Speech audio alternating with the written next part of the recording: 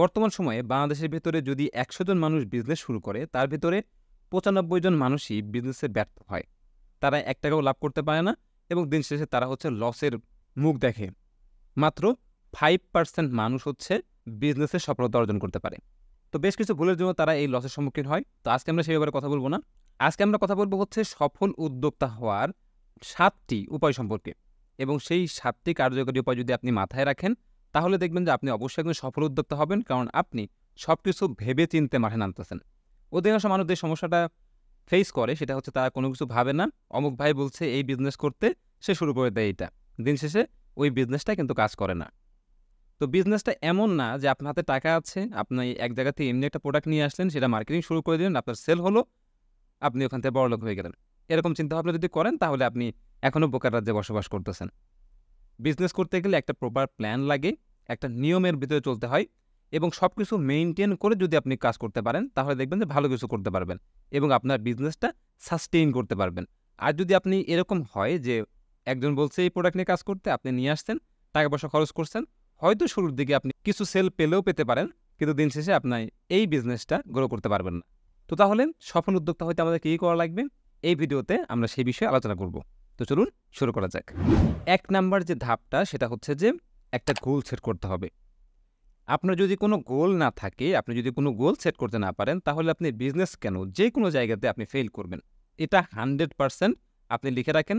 যে কোনো জায়গায় যাকে আপনি বলবেন না কেন, যারা সফল উদ্যোক্তা বা যারা সফল বিজনেসম্যান বা যাই হোক না কেন, তাদেরকে যদি আপনি বলেন, দেখবেন তাদের একটা লাইফে গোল ছিল, তাদের বিজনেসটা নিয়ে একটা গোল ছিল। আমাদের যখন পড়াশোনা করতাম তখন আমাদের একটা গোল ছিল যে আমি বড় হয়ে এটা করব অথবা ওইটা করব। তো এই জন্য কিন্তু আমরা পড়াশোনা করতাম। তো বিজনেসের ক্ষেত্রে একটা গোল থাকতে হবে। যদি আপনার গোল না থাকে তাহলে দিন শেষে আপনি ফেল করবেন। কারণ যদি আপনার লক্ষ্য না থাকে তাহলে আপনি ফাঁকা মাঠে কীভাবে দৌড়াবেন? অবশ্যই আপনার একটা লক্ষ্য থাকতে হবে, তারপরে আপনি সেই বলটা নিয়ে গোলের দিকে যাবেন, গোল দিবেন। তো এই জন্য আপনার একটা গোল থাকতে হবে, একটা লক্ষ্য থাকতে হবে, একটা এইম থাকতে হবে। এটা যদি না থাকে তাহলে কিন্তু হবে না। তো এইটা আপনি সেট করেন, সেটা হাস্যরসাত্মক হতে পারে, যা ইচ্ছা হতে পারে, হোক, সমস্যা নাই। তারপরে সেটা আপনি নিজের খাতায় লিখে রাখেন, কোনো একটা জায়গাতে লিখে রাখেন, এবং এইটা আপনাকে ইন্সপায়ার করবে। আপনি এটা প্রতিদিন দেখবেন, কাজ করার প্রতি যে একটা স্পৃহা সেইটা আপনার বাড়বে। এজন্য আপনার একটা প্রথম কাজ হচ্ছে একটা গোল সেট করা। আপনি বিজনেসটা পরে চিন্তা করেন, আগে হচ্ছে গোল সেট করেন, তারপরে আপনি অন্য চিন্তা করেন। ২ নাম্বার যেটা গুরুত্বপূর্ণ সেটা হচ্ছে প্রোডাক্ট সিলেকশনের ক্ষেত্রে আপনি একটা সমস্যা খুঁজে বের করেন এবং সেই সমস্যার সমাধান আপনি নিজে করতে পারবেন। এখন এই জিনিসটা একটু প্যাঁচানোর কথা বললাম, তাই না? তো একটু ব্যাখ্যা করে বলতেছি। মানুষজন আসলে কি কেনে, এই জিনিসটা আপনাকে বুঝতে হবে। মানুষজন কিনে হচ্ছে কি, তার সলিউশন কিনে, সে হচ্ছে ইমোশন কিনে, সে রিক্রিয়েশন কিনে। মানুষ কিন্তু প্রোডাক্ট কিনে না। আপনি বলতে পারেন যে আমি তাকে একটা এই যে ফোন দিলাম, সে ফোনটা হচ্ছে কিনবে। ব্যাপারটা কিন্তু এরকম না। সে কিন্তু ফোন কিনতেছে না। সে কিনতেছে কি, তার একটা জিনিস প্রয়োজন যার মাধ্যমে সে তার অন্যান্য কাজগুলো সলভ করতে পারে। লাইক সে ফেসবুকিং করতে পারে। ফেসবুকিং করার জন্য তার হচ্ছে ফোনটা লাগবে। ফোনে কথা বলার জন্য তার ফোন লাগবে। বিভিন্ন জিনিসের জন্য তার ফোন লাগবে। তো একটা সমস্যা ছিল যে আমার কাছে ফোন নেই, আমি বিদেশে কথা বলতে পারতেছি না বা কারোর সাথে কথা বলতে পারতেছি না। তো এখন যদি আমি একটা ফোন কিনি তাহলে দেখা যাবে যে আমি অন্য মানুষের সাথে কথা বলতে পারবো। তো এই একটা সলিউশন কিন্তু সে কিনলো। মানুষজন ইমোশনেও জিনিসপত্র কিনে, মানুষজন রিক্রিয়েশনের জিনিসপত্র কিনে। তো এই জন্য আপনার একটা প্রবলেম খুঁজে বের করতে হবে যে আমি এই প্রবলেমের সলিউশনটা দিব। তো সেটা যে কোনো কিছুর হতে পারে। আপনি ধরেন যে হেলথের বিষয়ে কোনো একটা সমাধান দিবেন, যে কারোর হচ্ছে ডায়াবেটিক্স আছে, আপনি ডায়াবেটিক্স থেকে বাঁচার ওষুধ বিক্রি করবেন, করতে পারেন। এইরকম কোনো একটা জিনিস খুঁজে বের করেন যেটাতে মানুষজনের প্রবলেম আছে এবং মানুষজন সেটার জন্য টাকা পয়সা খরচ করে সেই সলিউশন নিতে চায়। তো এই জিনিসটা আপনাকে খুঁজে বের করতে হবে এবং সেই প্রোডাক্ট নিয়ে আপনার কাজ করতে হবে। যদি এটা আপনি করতে পারেন তাহলে আপনার বিজনেসটা ভালো করবে। বাজারের ভেতরে অসংখ্য কম্পিটিশন আছে, অসংখ্য মানুষ অসংখ্য প্রোডাক্ট নিয়ে কাজ করতেছে। এখন একই জিনিসপত্র নিয়ে যদি আপনি কাজ করেন তাহলে আপনি শুরুর দিকে আগাতে পারবেন না। কারণ আপনার সাথে কম্পিটিশন করবে কারা? বড় বড় কোম্পানিরা। আপনি যদি কোনো একটা ফ্যাশন সামগ্রী নিয়ে শুরু করেন, আমি শুরু করতে মানা করতেছি না, শুরু করতেই পারেন, তবে সেখানে একটা বিগ বাজেট আপনার প্রয়োজন হবে। কেন এই কথাটা বললাম? কারণ দেখেন, আপনি তখন কম্পিটিশন করবেন কাদের সাথে? বড় বড় কোম্পানির সাথে, জায়ান্ট কোম্পানিদের সাথে। তো তাদের সাথে কম্পিটিশন করেই কিন্তু আপনার বিক্রি করতে হবে। এমন না যে তারা ওই জায়গা থেকে বাদ দিয়ে এসে আপনার কাছ থেকে কিনবে। তো এই জন্য হচ্ছে তখন আপনার খরচটা বেড়ে যাবে, আপনার তুলনামূলক সেলটা কম হবে। এই জন্য এমন কিছু করেন যেটা মার্কেটে খুব বেশি অ্যাভেলেবল নেই। এই ধরনের প্রোডাক্ট নিয়ে কাজ করলে ভালো কিছু করতে পারবেন। ৩ নাম্বার যেটা, সেটা হচ্ছে যে আপনি যেই প্রোডাক্ট নিয়ে কাজ করবেন বা যেই নিশ নিয়ে কাজ করবেন তার উপরে আপনার প্যাশনেট হতে হবে। এখন ধরেন যে আপনি একটা বিষয় জানেন না, সেই বিষয় নিয়ে আপনি মার্কেটিং করা শুরু করলেন, সেই ধরনের প্রোডাক্ট আপনি নিয়ে আসলেন সোর্স করে বিভিন্ন জায়গা থেকে, ওই প্রোডাক্ট নিয়ে কিন্তু আপনি খুব বেশি দিন টিকে থাকতে পারবেন না। কারণ ওইটা সম্পর্কে আপনার খুব একটা ধারণা নাই এবং আপনার ওইটা আসলে মন চায় না। অমুক ভাই বলেছে, তার জন্য আমি করতেছি। তো যদি এরকম করেন তাহলে ব্যবসায় কিন্তু আপনি ভালো করতে পারবেন না। আপনাকে এমন প্রোডাক্ট নিয়ে কাজ করতে হবে যেটার প্রতি আপনার মন চায় যে না আমি এটা করতে পারবো, আমি এই সম্পর্কে ধারণা আমার আছে।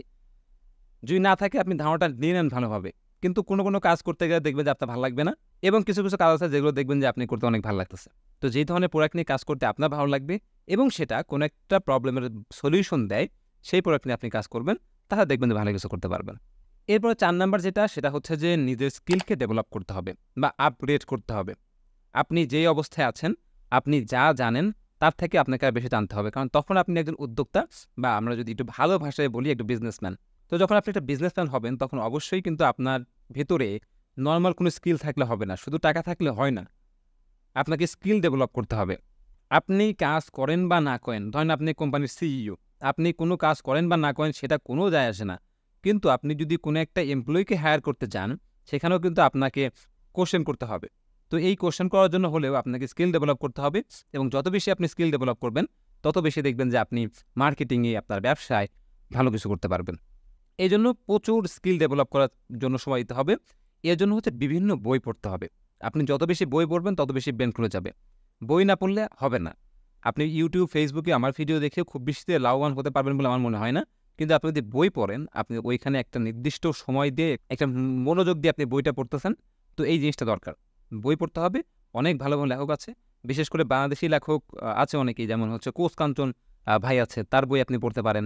আরও অনেক মানুষ আছে, তাদের বই পড়তে পারেন। তবে বিদেশি অনেক বই আছে, সেগুলো যদি পড়তে পারেন বিজনেস সম্পর্কিত, তাহলে দেখবেন যে আপনার জ্ঞান অনেক বেড়ে যাবে, যেটা আপনি জানেনও না। আপনি বিজনেস করতে গেলে ওইসব বই যদি পড়েন, আপনি মনে হবে যে আমি আসলে একটা শিশু, আমি হয়তো কিছুই জানি না। কিন্তু ট্রাস্ট মি, আমি যখন বইগুলো পড়তেছি বা পড়ি, তখন আমার মনে হয় যে আমি নিতান্তই একটা শিশু, আমি কিছুই জানি না। কিন্তু ওখান থেকে পড়ে কি হচ্ছে, আমি সেই জ্ঞানগুলো অর্জন করতে পারতেছি। যদিও আমি খুবই ক্ষুদ্র জ্ঞানের একজন মানুষ, তারপরেও চেষ্টা করি বইগুলো পড়ার, নিজের জ্ঞানকে বৃদ্ধি করার জন্য। আপনারও প্রচুর বই পড়তে হবে। 5 নাম্বার যেটা সবথেকে গুরুত্বপূর্ণ, সেটা হচ্ছে যে কম্পিটিটর অ্যানালাইজ করতে হবে। এখন আপনি যেই প্রোডাক্ট নিয়ে কাজ করতেছেন, সেই প্রোডাক্টের কম্পিটিটর যেন দারাজের মতো কোম্পানি না হয়ে যায়, সেই প্রোডাক্টের কোম্পানি যেন কোনো জায়ান্ট কোম্পানি না হয়ে যায়। চেষ্টা করতে হবে যত লো কম্বিনেশনের প্রোডাক্ট নিয়ে শুরু করা যায়, আগে শুরুটা করা দরকার। যদি শুরু করতে পারেন তাহলে আপনি অন্য প্রোডাক্টে সুইচ করতে পারবেন যে কোনো সময়, সমস্যা নেই। বিজনেস তো একটা না যে আপনি একটা বিজনেস করবেন আজকে, আপনাকে একটা নিয়েই করতে হবে, এরকম না। আপনি অনেক বিজনেস করতে পারবেন। তো শুরু করাটা জরুরি। শুরু না করতে পারলে আপনি আগাতে পারবেন না সামনের দিকে। শুরুতে আপনি ফেল হবেন, এই চিন্তাটা আপনি করেই নেন মাথার ভিতরে যে আমি শুরুতে ফেল করব, কোনো সমস্যা নাই, তারপর আমি শিখব এবং শিখে পরবর্তী বিজনেসে আমি জিনিসটা কাজে লাগাবো। যদি এটা করতে পারেন তাহলে দেখবেন যে আপনি খুব বেশি দিন পিছিয়ে পড়ে থাকবেন না, সামনের দিকে চলে যাবেন। এই জন্য কম্পিটিটর অ্যানালাইজ করতে হবে যে তারা কী ধরনের প্রোডাক্ট নিয়ে কাজ করতেছে, আপনি যে ধরনের প্রোডাক্ট নিয়ে কাজ করেন তারা কীরকম প্রাইস রাখতেছে, তারা কী জিনিসপত্র দিচ্ছে, মার্কেটিং কীভাবে করতেছে, এই সব জিনিসগুলো আপনাকে রাখতে হবে।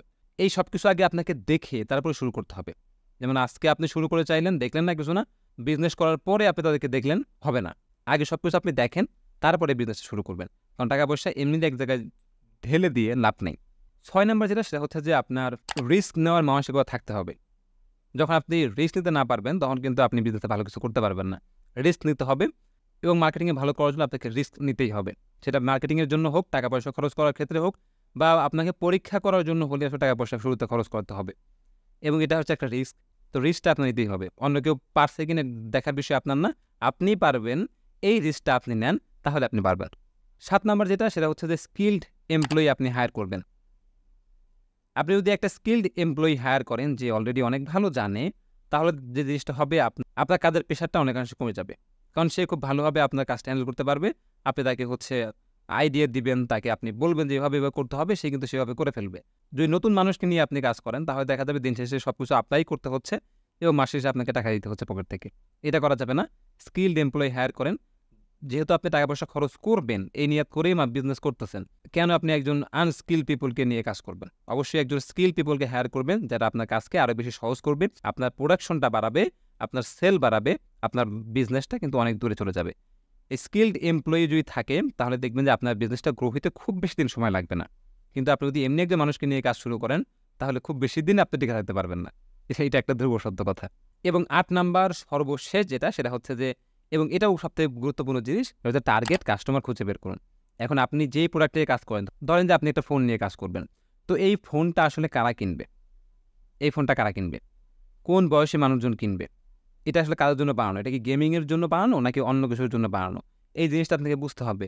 আপনি কাস্টমারের যত ডাটা নেওয়া যায়, সে কি ঢাকার ভেতরে হবে নাকি ঢাকার বাইরে হবে নাকি পুরো বাংলাদেশের মানুষই হবে আমার কাস্টমার? আমার প্রোডাক্টটা কি কম দামি নাকি বেশি দামি? কি পুরুষের জন্য নাকি মেয়েদের জন্য? কোন বয়সের পুরুষের জন্য, কোন বয়সের মেয়েদের জন্য? এই সব কিছু আপনাকে চুজ করতে হবে। কাস্টমার সম্পর্কে যত কিছু জানা যায়, তত কিছু আপনাকে জানতে হবে। যদি আপনি এটা করতে পারেন তাহলে আপনি একদম স্পেসিফিক ওই ধরনের মানুষের কাছে পৌঁছাতে পারবেন। আর যদি আপনি না জানেন তাহলে আপনি র্যান্ডম এমনি এক মানুষের কাছে পৌঁছাবেন। এখন আমার ধরেন যে ডায়াবেটিক্স নাই, আপনি ডায়াবেটিক্সের প্রোডাক্ট বিক্রি করেন, আপনার অ্যাড যদি আমার সামনে সারাদিন ফেসবুকে আসে, আমি আপনার কাছ থেকে কিনবো না। কিন্তু যার আছে ডায়াবেটিক্স, ওই ধরনের মানুষগুলোর কাছে যদি আপনি অ্যাড দেখাতে পারেন, সে কিন্তু আপনার কাছ থেকে কিনবে।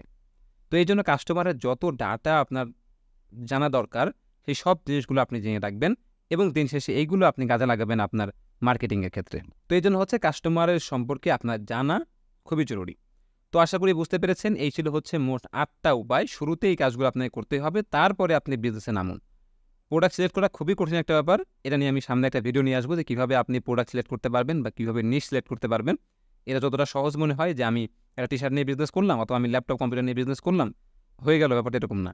একটা বিজনেস শুরু করার জন্য প্রোডাক্ট সিলেক্ট করা খুব কঠিন একটা কাজ। তো খুব সহজভাবে ইনশাআল্লাহ বলার চেষ্টা করবো কোনো একটা ভিডিওতে। তো আশা করি বুঝতে পেরেছেন, এই 8টা নিয়ম আগে মানেন, তারপরে বিজনেসের দিকে ধাবিত হন, এর আগে না। তো এই ছিল আজকের ভিডিও। যদি ভিডিওটা ভালো লেগে থাকে অবশ্যই লাইক দিবেন, শেয়ার করতে ভুলবেন না। আর আমার চ্যানেলে সাবস্ক্রাইব তো মাস্ট, ফেসবুক পেজে দেখে থাকলে অবশ্যই পেজটা ফলো করে দিবেন। দেখা হবে নেক্সট ভিডিওতে। ভালো থাকবেন সবাই। আল্লাহ হাফেজ। আসসালামু আলাইকুম।